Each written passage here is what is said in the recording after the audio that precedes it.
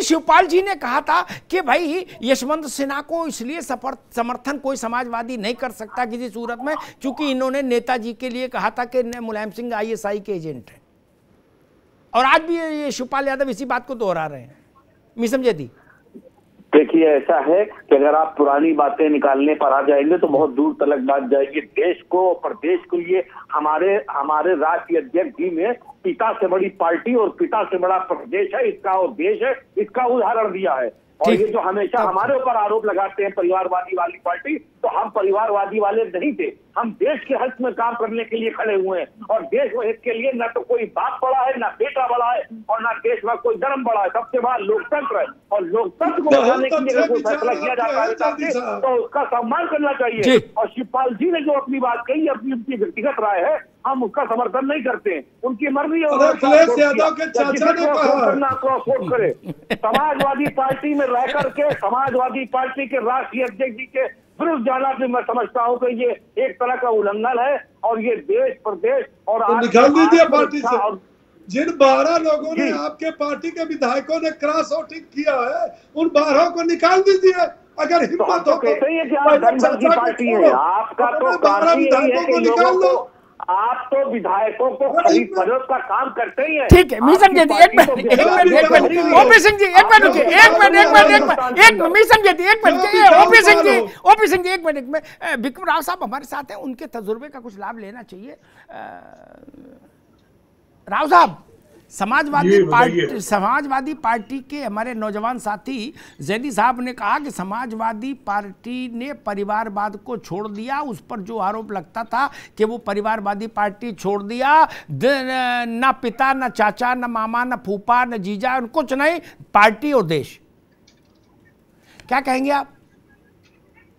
कैसे संभव है ये? कैसे संभव है? जीवन भर ये लोहिया के लोग नेहरू का विरोध करते रहे कि परिवारवादी पार्टी है, बेटी पोते सबको ला रही है। वही लोहिया के लोग जब परिवारवाद की बात करते हैं तो दुख नहीं होगा? जो सच्चा लोहियावादी उसको ग्लानि होगी, क्लेश होगा कि बाप बेटा परिवार चलाएगा। ये गलत है, ये सिद्धांत के विरुद्ध है, ये लोहिया के दर्शन के विरुद्ध है। लेकिन मैं यह कहना चाहूंगा, खास जो ओबीसी ने कहा था, जिस दिन ममता बनर्जी ने अमिता भाई कह दिया था कि अगर चर्चा हो जाती, बातचीत हो जाती तो हम लोग समर्थन कर देते मुर्मू का, तभी संकेत मिल गया था, इशारा हो गया था यशवंत सिन्हा को कि अब सब बाजी हारते जा रहे हैं।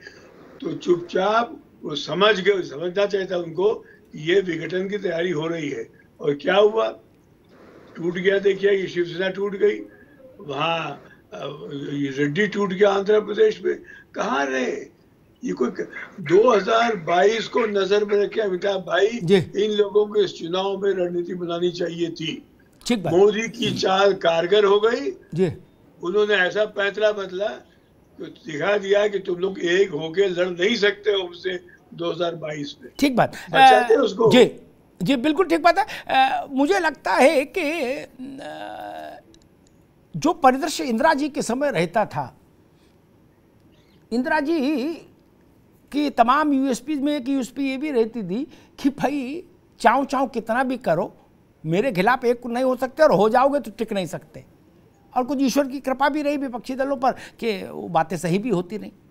वैसी परिस्थिति मुझे अब मोदी के साथ दिखाई दे रही। खैर ओंकारनाथ जी, एक सवाल अभी शायद आया था, ओपी सिंह जी ने उठाया था, वही सवाल आपसे पूछता हूँ कि देश भर में जितने भी आपके सांसद विधायकों ने गफलत की, क्रॉस वोटिंग की, बीजेपी की डायरी में नाम लिखाया, क्या नेतृत्व, पार्टी का नेतृत्व उनके खिलाफ कार्रवाई करके कोई मैसेज देगा बाकी लोगों को कि भाई ये नहीं चलेगा? नहीं, देखिए जी, चुनाव में अपने क्या कहते हैं, कोई विप नहीं लागू होता है जी, और लोगों की अपनी भावनाएं होती हैं, वो कभी कभी पार्टी के निर्णय के विरुद्ध भी जाते हैं। हमें उनका आदर करना चाहिए। हमें नहीं मालूम नेतृत्व क्या करेगा जी, इसकी जानकारी मुझे नहीं है, लेकिन एक मेरा विचार है कि उनका आदर करना चाहिए। वो अगर समझते हैं कि नहीं इनको वोट देना है तो दिया गया। लेकिन आप एक चीज में बता दो, राव साहब को बता दो, बार बार वो कह रहे हैं कि यशवंत सिन्हा साहब को चुनाव नहीं लड़ना चाहिए था। चुनाव लोकतंत्र की स्वतः परंपरा होती है, वोट पड़ता है, और सन 52 से लगातार चुनाव हो रहे हैं और हमेशा वाइस प्रेसिडेंट के खिलाफ चुनाव लड़ा है किसी व्यक्ति ने जी। तो मेरे ये कहने का मतलब है कि अगर यही कहे सोच के कि हम हार जाएंगे और हम बैठ जाएं तो फिर लोकतंत्र नहीं रहेगा। डॉक्टर लोहिया कभी भी नहीं जानते, हमेशा जानते थे कि वो नेहरू जी से चुनाव हारेंगे, लेकिन बराबर उनके खिलाफ चुनाव लड़े जी। तो ये उनकी सिद्धांत थी, उनकी विचारधारा थी कि हमको अपनी विचारधारा के द्वारा हम नेहरू जी को हराएंगे जी। ठीक, नहीं हरा पाए। तो वही चीज मेरे कहने का है। और रहा जहां तक सवाल कि सिन्हा साहब हो, चाहे भैरव सिंह शेखावत हो, चाहे वो सेशन साहब रहे हो, सब लोगों ने चुनाव लड़ा वाइस प्रेसिडेंट का। और ठीक है, किसी को अच्छा वोट मिला, किसी को खराब वोट मिला। ठीक है भैया। देखिए जी, राव साहब कुछ कहना चाह रहे हैं जल्दी से, फिर मैं जैनेन्द्र जी के पास जाऊंगा जी। ये भ्रम है, मैं सिर्फ कह रहा हूँ 2022 बहुत जरूरी है प्रतिपक्ष के लिए। 24 जी, 24 लोकतंत्र की बात करते हैं, उसको नजरअंदाज नहीं किया जा सकता था। इतनी बड़ा नुकसान हो गया है इस राष्ट्रपति चुनाव से। 2022 को आधे कट गए लोग। और यहाँ मैं बताऊँ आपको ये क्या बात थी। यशवंत सिन्हा को आभास था कि वो सीडी देशमुख और वीवी गिरी जैसे वोट पड़े थे इंदिरा गांधी कहने पे, तो वो संजीव रेड्डी हार जाएंगे, वीवी गिरी जीत गए, यही हुआ। वो सोचते थे कि वो भी जीत जाएंगे, बीजेपी में टुकड़े टुकड़े हो जाएंगे।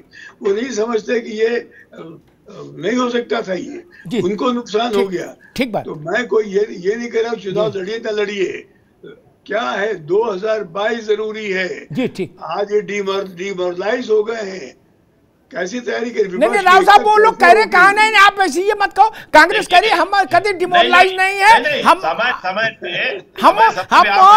अमिताभ जी रूह अफ़ज़ा पी के आए हैं। इस तरह के निर्णय हुए हैं। जब प्रतिभा पाटिल जी चुनाव लड़ी थी तो शिवसेना हमारी उसमें घोर विरोधी थी, लेकिन प्रतिभा पाटिल को वोट दिया था। ठीक ठीक ठीक भाई, ठीक है ओंकार बाबू, ठीक है, अरे ठीक है भैया, ठीक है। ओंकार जी ने कहा कि लोकतंत्र है, उसमें चुनाव जरूरी है, चुनाव होना चाहिए, जय पराजय होती रहती है, ये अच्छी बात है।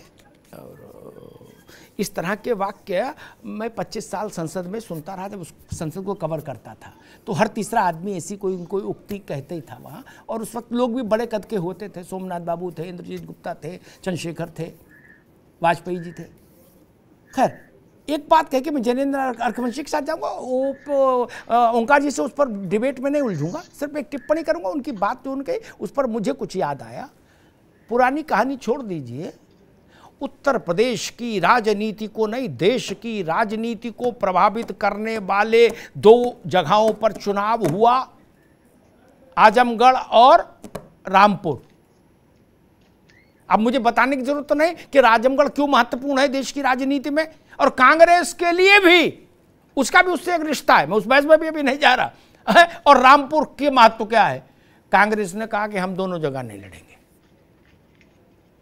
इसलिए कड़वा कड़वा थू और मीठा मीठा गप, इससे भी बाहर होने का। ओंकार जी अभी नहीं, ना, मैंने पहले निवेदन कर दिया था, उत्तर अभी नहीं देने दूंगा ना, ऐसे तो पर केवल बहस हमारे आपके बीच में हो जाएगी, बाकी लोग क्या करेंगे मित्र, ऐसा नहीं ना।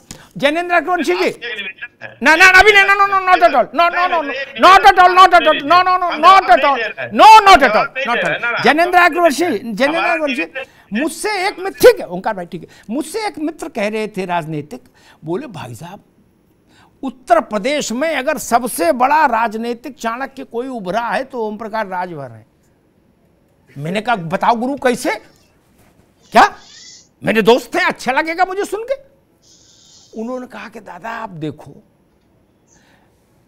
भाजपा के साथ आए, हैसियत बढ़ी, विधायक 4 आए, मंत्री बन लिए, उससे पहले तो संघर्ष बहुत भीषण था। भाजपा के साथ आए तो रोली चंदन लगा माथे पे और तमाम बाधाएं एक झटके में पार हो गई। ठीक, उसके बाद बोले अखिलेश के साथ आए, अखिलेश यादव के, तो विधायक बढ़ गए। क्या अब बोले आप लिख के रख लो 24 में लड़ेंगे लोकसभा का चुनाव मोदी जी का हाथ पकड़ के, क्या तो केंद्र में हो जाएंगे जाके राज्य मंत्री। क्या बोले इतनी जल्दी किसी ने तरक्की की? अरकवंशी जी